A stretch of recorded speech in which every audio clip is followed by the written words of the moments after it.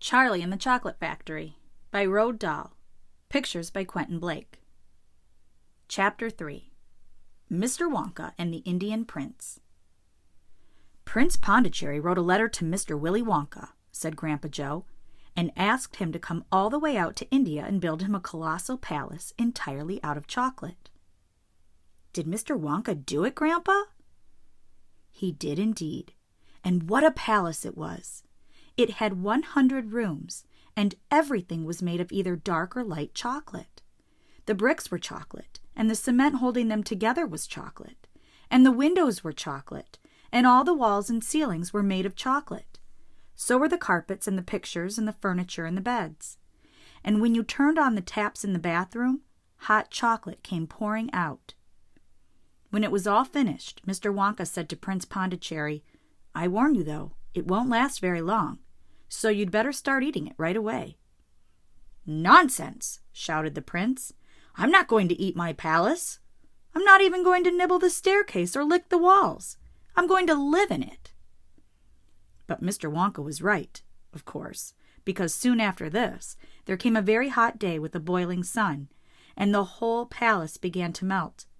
And then it sank slowly to the ground, and the crazy prince, who was dozing in the living room at the time, woke up to find himself swimming around in a huge brown sticky lake of chocolate. Little Charlie sat very still on the edge of the bed, staring at his grandfather. Charlie's face was bright, and his eyes were stretched so wide you could see the whites all around. "Is all this really true?" he asked. "Or are you pulling my leg?" "It's true!" cried all four of the old people at once. "Of course it's true. Ask anyone you'd like." "And I'll tell you something else that's true," said Grandpa Joe, and now he leaned closer to Charlie and lowered his voice to a soft, secret whisper. "Nobody ever comes out." "Out of where?" asked Charlie. "And nobody ever goes in." "In where?" cried Charlie. "Wonka's factory, of course." "Grandpa, what do you mean?"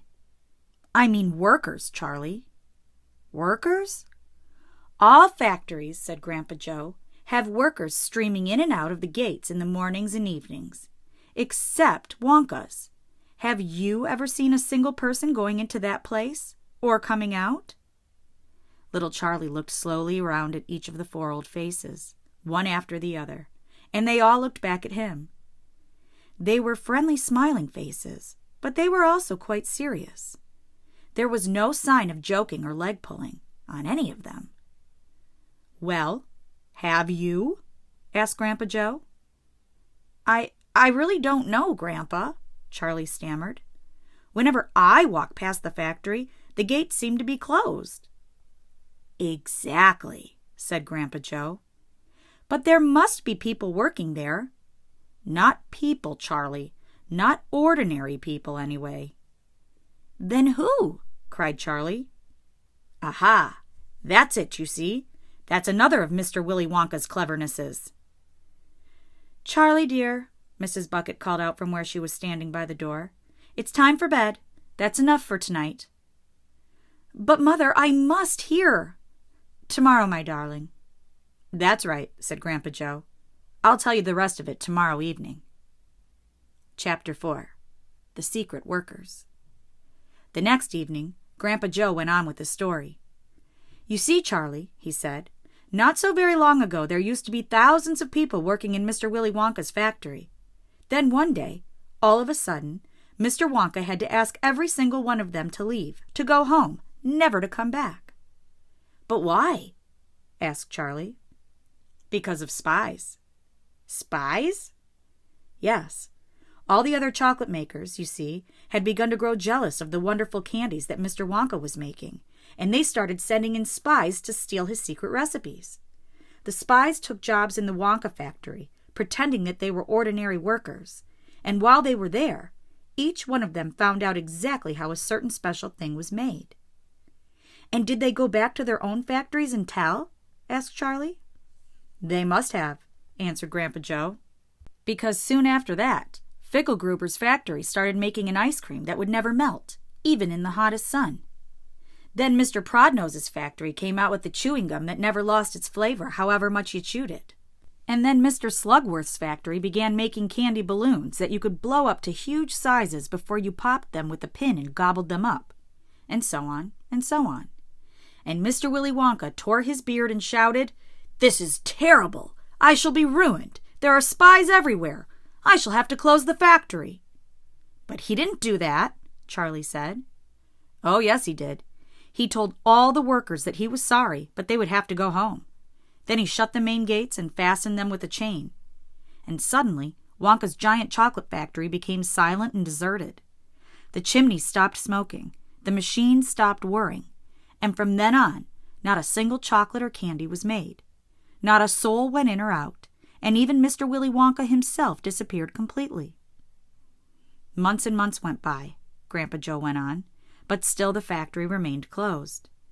And everybody said, "Poor Mr. Wonka, he was so nice, and he made such marvelous things. But he's finished now. It's all over." Then something astonishing happened. One day, early in the morning, thin columns of white smoke were seen to be coming out of the tops of the tall chimneys of the factory. People in the town stopped and stared. "What's going on?" they cried. "Someone's lit the furnaces. Mr. Wonka must be opening up again." They ran to the gates, expecting to see them wide open and Mr. Wonka standing there to welcome his workers back.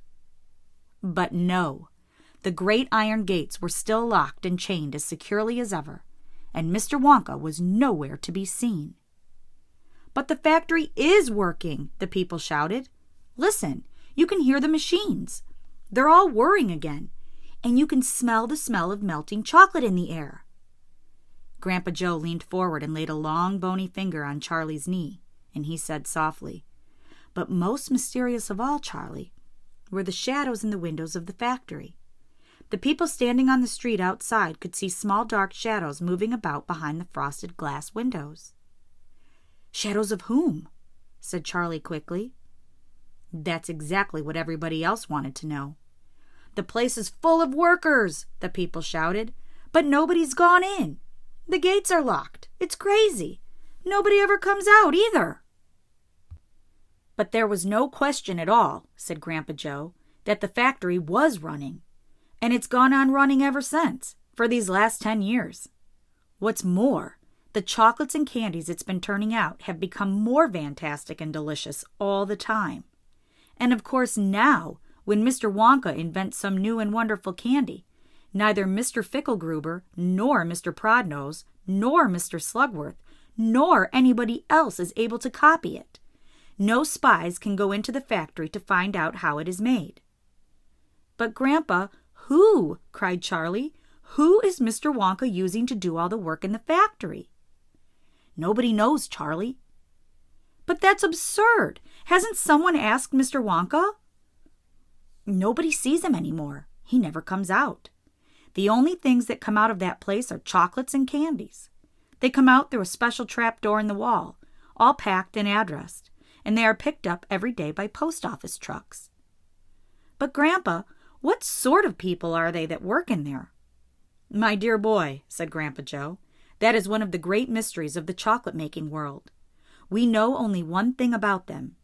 They are very small. The faint shadows that sometimes appear behind the windows, especially late at night when the lights are on, are those of tiny people no taller than my knee." "There aren't any such people," Charlie said. Just then, Mr. Bucket, Charlie's father, came into the room. He was home from the toothpaste factory, and he was waving an evening newspaper rather excitedly. "Have you heard the news?" he cried. He held up the paper so that you could see the huge headline. The headline said, "Wonka Factory to be opened at last to lucky few." Chapter 5. The Golden Tickets. "You mean people are actually going to be allowed to go inside the factory?" cried Grandpa Joe. "Read us what it says, quickly." "All right," said Mr. Bucket, smoothing out the newspaper. "Listen. Evening Bulletin. Mr. Willy Wonka, the candy-making genius whom nobody has seen for the last 10 years, sent out the following notice today. I, Willy Wonka, have decided to allow 5 children, just 5, mind you, and no more, to visit my factory this year. These lucky 5 will be shown around personally by me, and they will be allowed to see all the secrets and the magic of my factory. Then at the end of the tour, as a special present, all of them will be given enough chocolates and candies to last them for the rest of their lives. So watch out for the golden tickets. 5 golden tickets have been printed on golden paper, and these 5 golden tickets have been hidden underneath the ordinary wrapping paper of 5 ordinary candy bars. These 5 candy bars may be anywhere, in any shop, in any street, in any town, in any country in the world, upon any counter where Wonka's candies are sold. And the 5 lucky finders of these 5 golden tickets are the only ones who will be allowed to visit my factory and see what it's like now inside. Good luck to you all, and happy hunting. Signed, Willy Wonka. "The man's dotty," muttered Grandma Josephine. "He's brilliant," cried Grandpa Joe. "He's a magician. Just imagine what will happen now. The whole world will be searching for those golden tickets. Everyone will be buying Wonka's candy bars in the hopes of finding one. He'll sell more than ever before. Oh, how exciting it would be to find one. And all the chocolate and candies that you could eat for the rest of your life? Free," said Grandpa George. "Just imagine that." "They'd have to deliver them in a truck," said Grandma Georgina. "It makes me quite ill to think of it," said Grandma Josephine. "Nonsense!" cried Grandpa Joe. "Wouldn't it be something, Charlie, to open a bar of candy and see a golden ticket glistening inside?" "It certainly would, Grandpa, but there isn't a hope," Charlie said sadly. "I only get 1 bar a year." "You never know, darling," said Grandma Georgina. "It's your birthday next week. You have as much a chance as anybody else." "I'm afraid that simply isn't true," said Grandpa George. "The kids who are going to find the golden tickets are the ones who can afford to buy candy bars every day. Our Charlie gets only 1 a year. There isn't a hope." To purchase your copy of Charlie and the Chocolate Factory, please see the link in the description of this video. If you click on it, it'll take you to Amazon, where you can purchase the book.